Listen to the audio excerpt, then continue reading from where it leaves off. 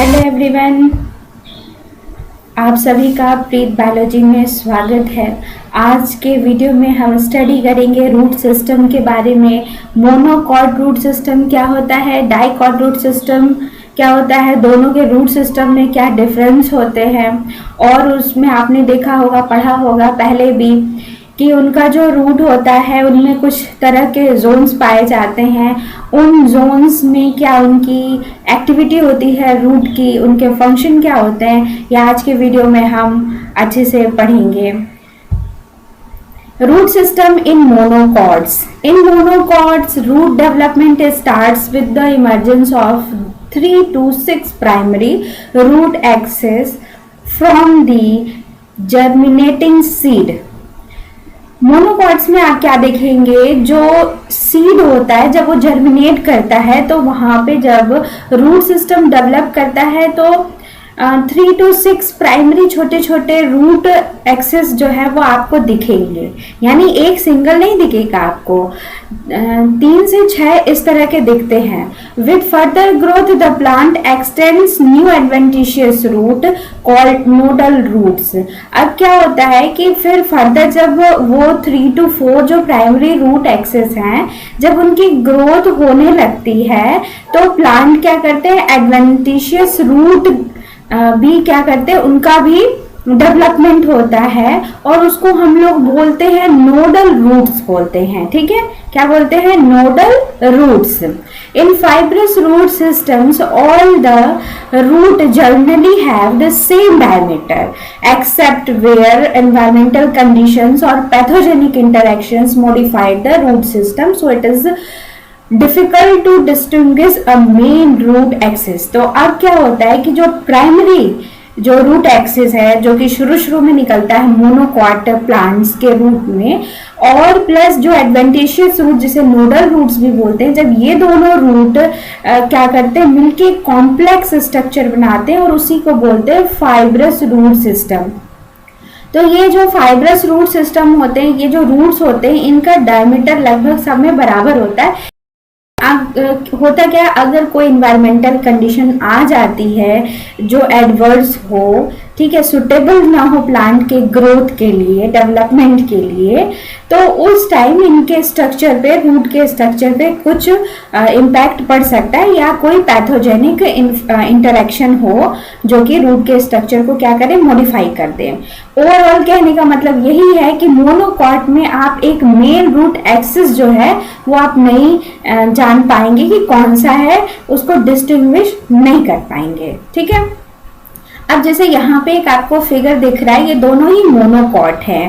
ठीक है, एक ड्राई सॉइल में है और इरिगेटेड सॉइल में है। मुझे तो आपको मोनोकॉट रूट बताना है, लेकिन यहाँ पे चूंकि मैंने अभी मेंशन किया हुआ था कि इन्वायरमेंटल कंडीशन की बात, तो आप देख रहे हैं ना कि ड्राई सॉइल यानी कि सॉइल में क्या है, वाटर नहीं है ना, उतना वाटर नहीं है, ड्राई है, और इरिगेटेड सॉइल में उसको सफिशिएंट वाटर मिल रहा है। तो आप देखिए इसकी ग्रोथ कम है, इसकी ग्रोथ ज्यादा है।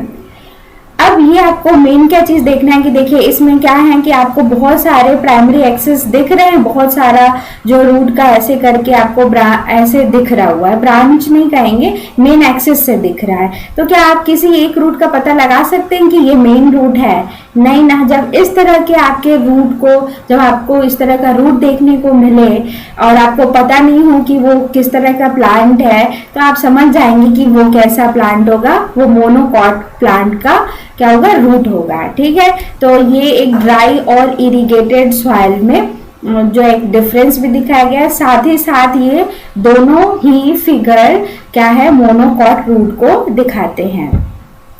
Root system in dicots. Dicots में क्या होता है, डाइकॉट क्या डेवलप करते हैं, develop root system with a main single root axis called a tap root which may thicken as a result of secondary cambial activity। अब डाइकॉट में क्या होता है कि वहां पे आपको एक मेन सिंगल रूट एक्सिस दिखेगा जिसको आप क्या बोलेंगे, टैप रूट बोलते हैं, और सेकेंडरी कैम्बियल एक्टिविटी की वजह से वो थिक हो जाता है।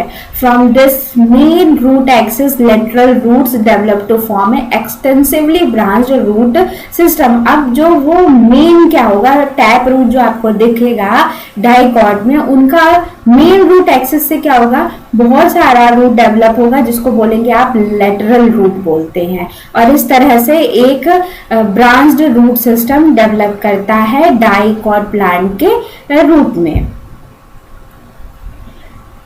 नेक्स्ट स्लाइड पे हम देखते हैं कि किस तरीके से टैप रूट का ये रूट है।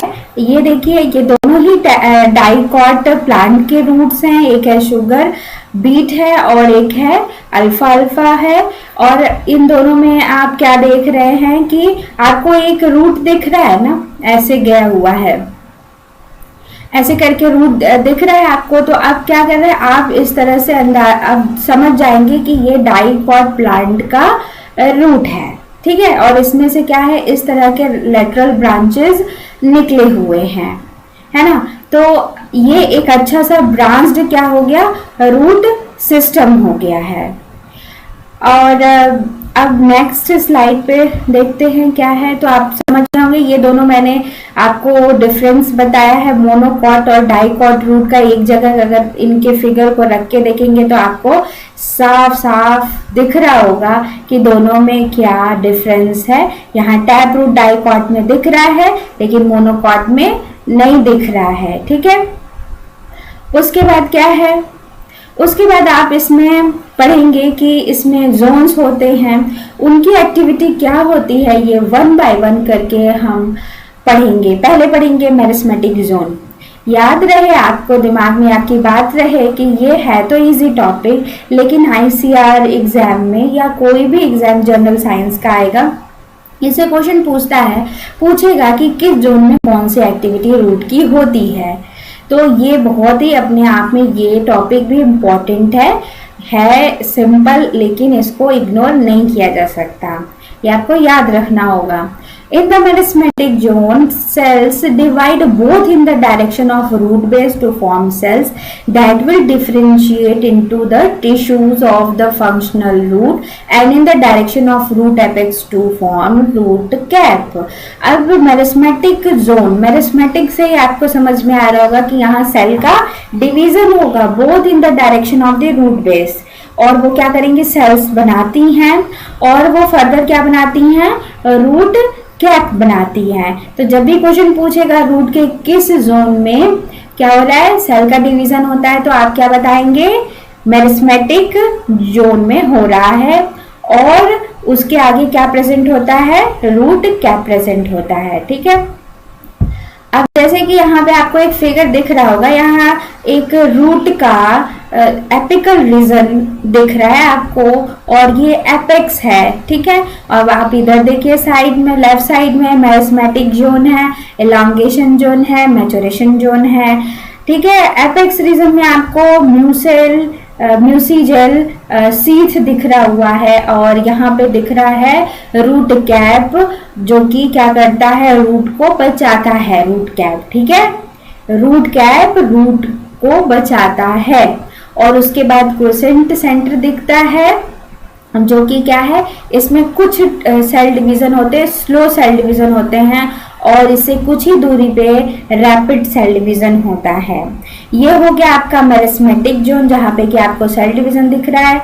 रूट टिप सबसे आगे प्रेजेंट होता है, जो उसको क्या करता है, रूट को बचाता है। उसके बाद है इलॉन्गेशन जोन। अब इलॉन्गेशन जोन में क्या होता है, यहाँ पे एंडोडर्मिस होता है विद कैस्पेरियन स्ट्रिप, और आपको अब मिलेगा यहाँ पे जाइलम और फ्लोएम मिलेगा, ठीक है।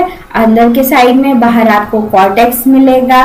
तो इलॉन्गेशन जोन में आपको क्या दिखेंगे, जाइलम, फ्लोएम, कॉर्टेक्स, ये सेक्शन आपको दिखेंगे। मैचुरेशन रीजन में अगर आप देखें, अगर इस पूरे फिगर को ध्यान से, तो आपको रूट किस रीजन में दिख रहा है, मैचुरेशन रीजन में। मैचुरेशन जो जोन है, यहाँ इसकी एपिडर्मल सेल में रूट होती हैं, तो ये जितनी ही ज्यादा रूट रहेंगी और एब्जॉर्प्शन का जो रेट होगा उतना ही ज्यादा होगा। ये रूट सरफेस एरिया को बढ़ाती है वाटर के एब्जॉर्प्शन में। तो ये आपसे क्वेश्चन पूछ सकता है कि रूट हेयर्स रूट के किस जोन में प्रेजेंट होते हैं, शुरू शुरू में किस में वो आते हैं। ठीक है, तो ये ओवरऑल इस फिगर को आप जब भी कोई एग्जाम होगा इसको एक बार देख लीजिएगा, तो आपके कुछ क्वेश्चंस गलत नहीं होंगे। नेक्स्ट क्या है, फंक्शन क्या है रूट कैप का। The root cap protects the delicate meristematic cell as the root moves through the soil.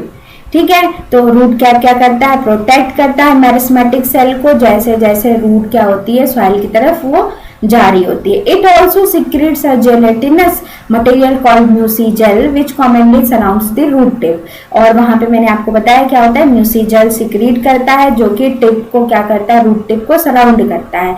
It lubricates the penetration of the root through the soil, protect the root apex from desiccation.